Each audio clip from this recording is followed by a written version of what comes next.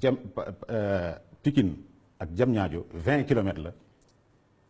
soo jëlee 1 milliard le kilomètre yi ñuy defee Tunisie 1 milliard 122 milliards la soo jëlee autoroute yi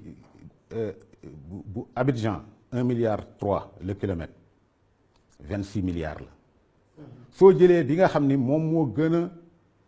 kawe à cause des conditions yi ma wax de relief ak seen standard aussi il faut le dire mu nekk loo nga xam ni li gën a jafe la si conditions yi ma wax foofu kilomètre bi 2 milliards 3 lay jar waaye soo jëlee ñooñu nga xam ne ñoo defoon autoroute soo leen andi woon fii suñu bokkoon wala nga kii leen y compris entreprise marocaine bi si bokkoon su fekkoon ni laaj nañ ko njëgam wala keneen ki 2 milliards 3 fois 20 kilomètres ça fait 46 milliards donc sa base de sélection moo doon ku loo cher soo ñëwee weesul 46 milliards yoo nga xam ne yaa koy wuti ñëw liggéey bi exploité entre 20 et 30 ans jox ñu suñu kii au final à la fin de la journée comme on dit lan moo xew dañ ni Eiffage yow lañu jël première chose Eiffage ni affaire bi 150 milliards lay jar damay arrondir rek pour à 2 milliards 148 milliards exactement te kooku mooy tontu bi nekk si këyit yi nga xam ne ñoom ñoo ma ko tontu ñoo ko tontul seen bopp ñooñu 20 kilomètres yi travaux yi rek leneen bokku si du libération des emprises indemnisation yi fay ñi fi nekkoon du yeneen yu sew yëpp dara bokku si liggéey bi rek 148 milliards pour 20 kilomètres muy 7 milliards 4 le kilomètre. ñii bu ñu nekkee ci 2 milliards cher ñii ci 1 milliard si yow yaa ngi ci kilomètre bi 7 milliards. waaw mais loolu sax soo ko waxee xëy na ñu ni du ñu xam 7 milliards le kilomètre lan la représenté mais rek nañu leen ni luy jar 50 milliards 46 milliards yi ñu wax nañ ko arrondir 50 luy jar 50 milliards kii ni dinaa la ko jaayee 150 milliards nga d'accord première anomalie parce que kooku soo ko joxee affaire bi mu ni da koy exploiter 150 milliards yi mu wax ni moom lay jar 50 milliards yi la ciy def am si bénéfice 100 milliards yi mu def ko si poche am ni nag léegi bala ma fiy jógee damay récupérer li ma fi defoon 150 milliards récupérer sama bénéfice c'est-à-dire bénéfice sur 150 milliards. lii jar 50 milliards nga jaayee ko 150 milliards yow boo jotee 150 milliards yooyu da ngay jël 100 milliards déjà mu nekk bénéfice nga dugal sa poche ba pare nga jël 50 milliards yi nga xam ne moom mooy tabaxee ba pare toogaat fi liggéey pour wàccoog sa 150 milliards ak liñ ciy teg comme bénéfice. loolu moo xew si autoroute bi sénégalais yi xam ko yamul foofu Pape Alé yamul foofu déjà lii rek ku ko dégg nga xam affaire bi nekk sénégalais voilà nekk sénégalais mu xam ni sa yëf la te yaay continuer di jaar si autoroute di fay ay péage say doom di fay say sët di ay péage te fekk nii la demee soo ko xamee saa yu jaar si autoroute bi sa xel sa xol kii donc problème bi c'est pas un problème ay éclairage ay grillage ay kii non c'est pas ça le problème est plus profond. le premier scandale c'est ça. le premier scandale c'est ça mais yemul foofu au lieu moom ni mu ko waxee mu dem lebi li mu wax ni moom moo 150 milliards yi dem lebi ko def ko si dem jëli ko dañu sax tout compte fait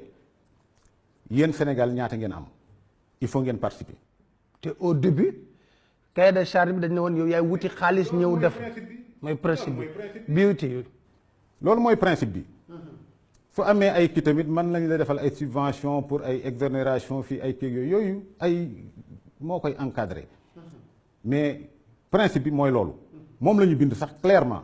premier kii bi a pour objectif de concevoir financer construire exploiter ce sont les termes écrits noir sur blanc yooyu yëpp document yaa ngi fi donc kooku ni 150 milliards luy jar 50 même su fekkoon daf ko jëli ñëw liggéey ko nax na la dès le départ mais yemul foofu comme ni ma ko waxee dafa ni la il faut que yow finalement il faut nga participer ñaata nga yor Sénégal ni yor naa 37 milliards sama poche sama budget mu ni ko doyul ñu dem lebiyaat 50 milliards AFD ak Banque africaine de développement 87 muy milliards 87 milliards mu ne waa léegi kon man ngeen ma jox ma téye ñu jël 80 nga xam bu daaj ci poste bi nii leen nag comme 148 milliards mooy 150 yi ma wax des na 61 milliards loolu nag mooy sama participation. kon kay finalement état joxewul dara lu indi sax mu ëpp moom lu mu indi. c'est-à-dire état Sénégal li mu indi man tabax na non seulement Pikine Diamniadio mais Pikine AIBD suñ ko jaarelee si yoon jël prix chinois yi nga xam ne ñoom ñoo liggéey autoroute yi et jóge na wala ñu jël prix n'importe lequel prix yi nga xam ne moom la ñu daan a defee Dakar Saint-Louis suñ ko si appliqué woon 87 milliards yi defar na Dakar ba AIBD mu des te kenn du si dugal dërëm état mooy pare daal ni su ma neexee ma bàyyi mu autoroute mu free su ma neexee ma def ko péage li ma si récolté ma tabaxee ko yeneen autoroute mais yemul foofu donc dañ ko jox moom mu encaissé 87 milliards yi ba pare nag nekk pour egg 148 milliards yi nga xam ne moom laa wax ni moom lay jar cotisé naa 61 milliards dem lebi 60 milliards dugal si poosam parce que su lebee tamit boppam lay fay daan ne nag léegi dugal naa 61 milliards donc ambassadeur bi su nekkee fii dafa defe ni Sénégal ñi fi dëkk jànguñu xamuñu fu jant bi jóge dañ naan ay day perte gi waxul dëgg ils ont gagné des centaines de milliards au départ avant même de commencer ñun nag je le dis et je le répète waxuñu ko parce que man bi ma tiré sama trait si kii yu bari yàgg naa ñi ngi liggéey ñi ngi dund ñi ngi évoluer egg nañ ba fii sant yàlla mais am na loo nga xam ni daf ñuy topp si suñuy doom si suñuy sët te suñu responsabilité la moo tax li ma waxoon ne dootuma si waxati lii bi ñu ko yëkkatee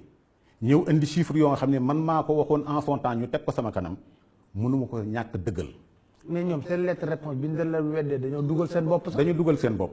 ñoo dugal seen bopp ñoo dugal seen bopp. ñun ñoo dugal seen bopp si lettre réponse bi te boobu dañ weddi. li ma si bëgg a yokk mooy Pape Alé